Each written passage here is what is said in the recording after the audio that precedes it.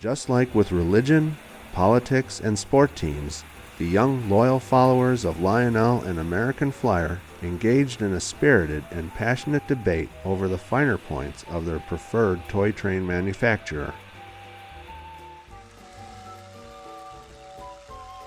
Oh, the rivalry between American and Flyer was like if you were in Chicago, you're a Cubs fan versus a Sox fan. You know, American Flyer guys, and dads and kids, it was 2-rail. Lionel, it was 3-rail. And you kind of got over it. You know, after a while, you didn't even pay attention. I don't even pay attention today. Oh, yeah, there was a certain amount of good-natured banter about it. Maybe a little bit before Christmas, and depending on how things went the day after Christmas, too. In my neighborhoods, whether it was fortunate or unfortunate, the Lionel folk and the Flyer folk were fairly even in number. So, you know, you could say it was kind of a fair fight. In fact, we would then go to each other's homes and play with each other's trains and have a lot of fun with them.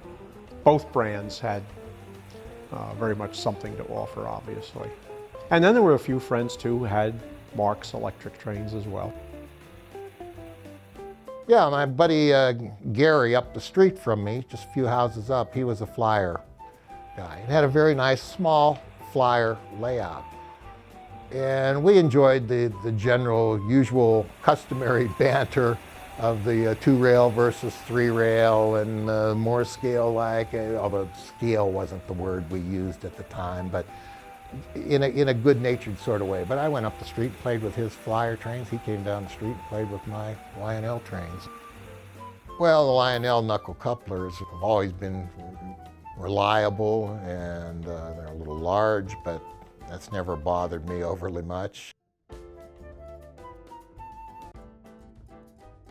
Awful. They were the link couplers. The only good news was if you had passenger sets, they coupled very closely, but they didn't look anything prototypical. And worse yet, really didn't stick together all that well. They'd bounce off, and it would just drive you nuts. And I really envied the guys who had Lionel because they had the knuckle couplers, which worked a lot better than ours. And once Flyer found knuckle couplers, I think that was the golden era for them. And when it came to diesels, there is no comparison. The Lionel diesels, especially the early ones, were of very high quality and ran quite well. They were absolutely the best. American Flyer couldn't compare in terms of quality.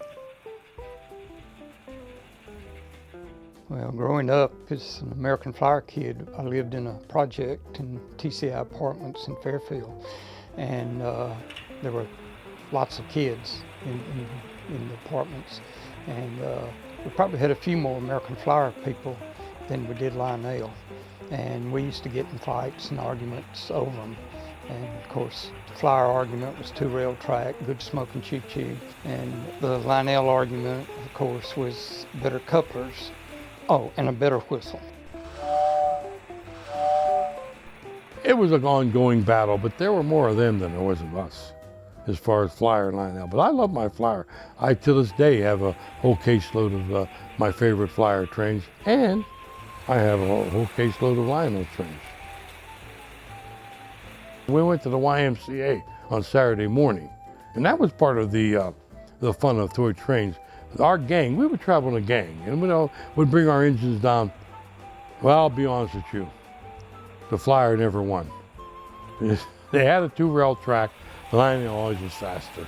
They had those fast-running engines. Flyer looked good in losing, though.